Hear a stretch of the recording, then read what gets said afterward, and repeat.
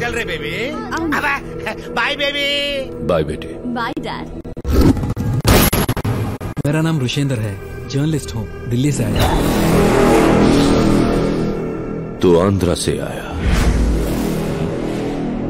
ఆంధ్రాలో నాకు మైనింగ్స్ ఉన్నాయి, తెలుగు వచ్చు. చెప్పు. ఇక్కడెక్కడో మారుమూల గ్రామంలో ఉంటూ దేశ రాజకీయాల్ని శాసిస్తున్నారు. ఈ చుట్టుపక్కల గ్రామాల్లో మీ మాటే వేదం, మీరే దేవుడు, మీదే లా. మీ గొప్పతనం గురించి ప్రపంచానికి చెప్పాలని మీ మీద ఆర్టికల్ రాయడానికి వచ్చాను.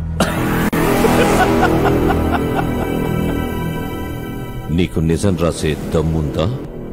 ఉంది సార్. రికార్డ్ చేసుకో. 20 ఏళ్ల క్రితం ఈ ప్రాంతం పచ్చని పంటలతో ఇక్కడి ప్రజలు సంతోషంగా ఉండేవాళ్లు.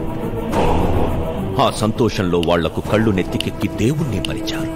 అందుకే దేవుడు వాళ్లకి బుద్ధి చెప్పడానికి Solomon Singh Thakur son of God ని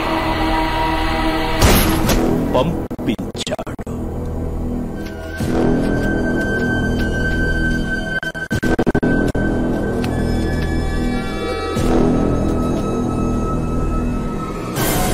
నాకీ చుట్టుపక్కలున్న ప్రాంతాల్లో మైనింగ్స్ కావాలి. దానికి కొన్ని ఊర్ల జనం కావాలి. అందుకే పంటల్ని ఎడారి చేశాను, కొండల్ని మైనింగ్ చేశాను. వాళ్లకు మళ్లీ దేవుడు గుర్తొచ్చేలా చేశాను. అన్ని ఊర్లు నా గుప్పట్లోకొచ్చాయి, కానీ ఒక్క ఊరు, ఆ ఊరిని చూపిస్తా రా.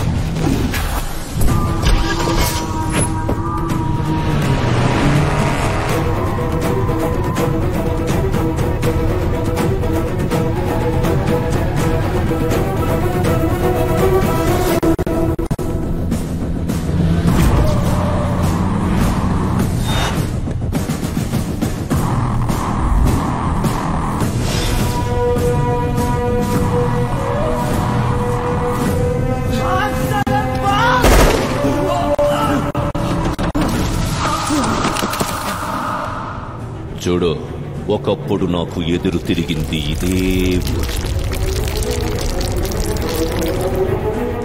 అందుకే ఈ ఊరంతటిని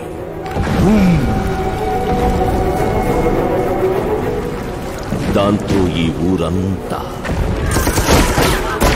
నా కాళ్ల కిందకొచ్చి పట్టారు.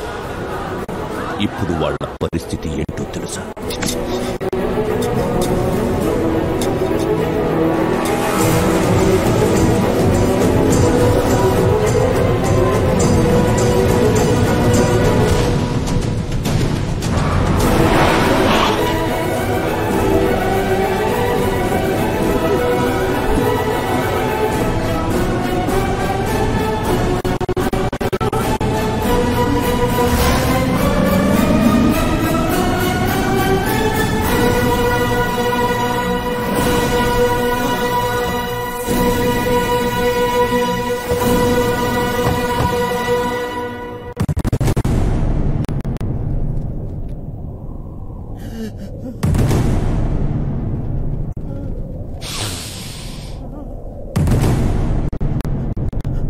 ఫస్ట్ మైనింగ్ ఇక్కడే స్టార్ట్ చేశాను. ఇక్కడే వీళ్ళని పడేసి దీన్నే విలాస్పూర్ చేశాను. ఇక్కడే ఇళ్ళిచ్చాను, పనిచ్చాను. సంసారం చేసుకోవడానికి పెళ్ళాల్ని వదిలేశాను. వీళ్ళ పిల్లల్ని చిన్నప్పుడే ఎత్తికెళ్ళి మొత్తెక్కించాను.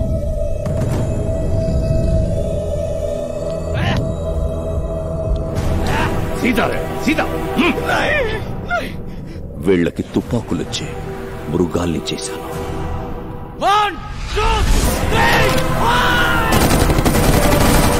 నా మైనింగ్ కి వేట కుక్కల్లా కాపలా పెట్టుకున్నాను. వీళ్ళకింత చేస్తే ఊళ్ళో ఒక ధైర్యం చేసి ఒక జర్నలిస్ట్ కి ఉత్తరం రాశాడు. వాడు నా గురించి తెలుసుకోవడానికి ఆంధ్రా నుంచి వచ్చాడు. ఇప్పుడు వీణ్ణేం చేద్దాం? ఏం చేద్దాం? వాడు నీ నాన్నరా? बेटा వదిలేద్దాం. नहीं साहब हरामखोर साला है वो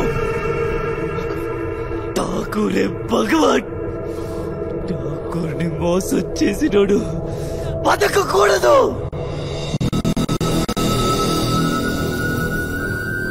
तू मेरा बेटा है रे, चंपे. मैं तेरे बाप हूं. नहीं नहीं मुझे मत मारो बेटा.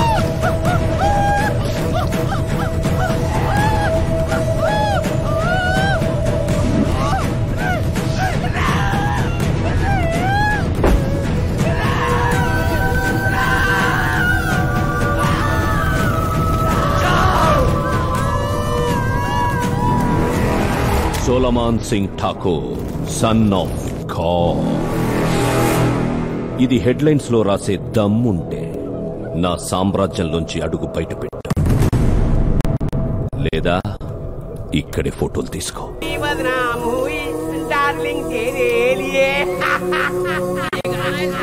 ఈ పాట అంటే వీడికి ఎంత ఇష్టమో, ఈడే సల్మాన్ ఖాన్ లా ఫీల్ అయిపోయేవాడు.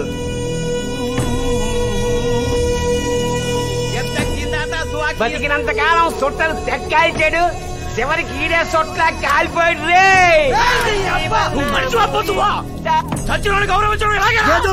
వాడు చచ్చిపోయింది మన కోసం, మన పిల్లల కోసం.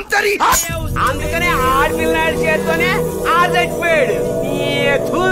ఇగో అందరూ ఠాకూర్ కోసం బతకండి, నాలా దర్జాగా ఉంటారు. మీ పిల్లలంతా ఠాకూర్ దగ్గర బ్రహ్మాండంగా ఉన్నారు. ఠాకూర్ని మనం ఏం పీకలేం. ఎవరన్నా కాదని తలెత్తారో ఇదిగో ఈలాగే బూడిదైపోతారు, కాలి బూడిదైపోతారు. మన బతుకులింటే దేవుడున్నాడు, అంతా చూస్తున్నాడు. రాడే రాడు. మన బతుకుల్లోకి ఠాకూర్ వచ్చినంత తేలిక ఏ దేవుడు రాడే, ఏ దేవుడు రాడు. మన బతుకులు కుక్క బతుకులు, మన కుక్కలా బతకాల్సిందే.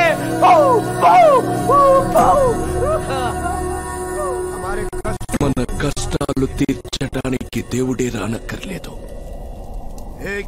ఒక్క మనిషి చాలు.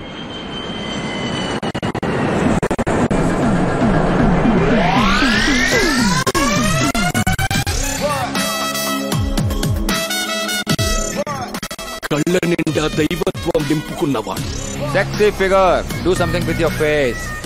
10 మంది బరువుని తన భుజాల మీద మోసేవాడు.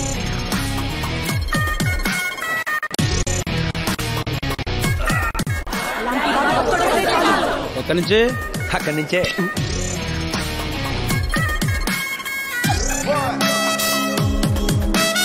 నేను చూశాను sir. You so funny sir. Trolley కూడా అవసరం లేదు మీకు. Comfort is very important. అని చూస్తే జాలేస్తుంది సార్. గుడ్డులా మోసుకెళ్తారా? మీరు బ్యాగ్ ఎప్పుడేసారో ఎప్పుడు తీసారో కూడా తెలుసు సార్. మెంటల్ కానీ నీకు తెలిసిందేంటి ఈ బ్యాగ్ విషయం? వాడికంటే ముందు నీకేసాను. Incredible India.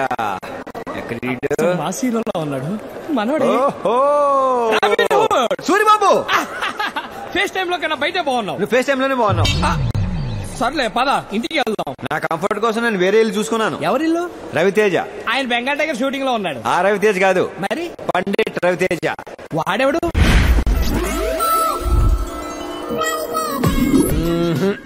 లాభం లేదురా, గ్రహస్థితి బాగోలేదు. చేతిలో రేఖలన్నీ అరిగిపోయాయి. గురుజీ ఇప్పుడు ఏం చేయాలి గురుజీ?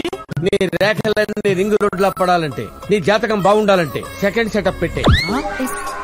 మొదటి సెటప్ తో ప్రాబ్లం రాకుండానే సెకండ్ సెటప్ ఎలా పెడతాం గురుజీ? ఒరే పిచ్చోడా, పంచర్ అవ్వలేదు కదా అని డిక్కీలో స్టెఫిన్ పెట్టుకోవడం మానేస్తావా? నేను కన్విన్స్ అయ్యాను గురుజీ. నేను కన్విన్స్ అవ్వాలా? అర్థమైంది గురుజీ, తీసుకోండి. గురూజీ పెట్టేస్తా. సెకండ్ సెటప్ పెట్టే మీకు కనిపిస్తా.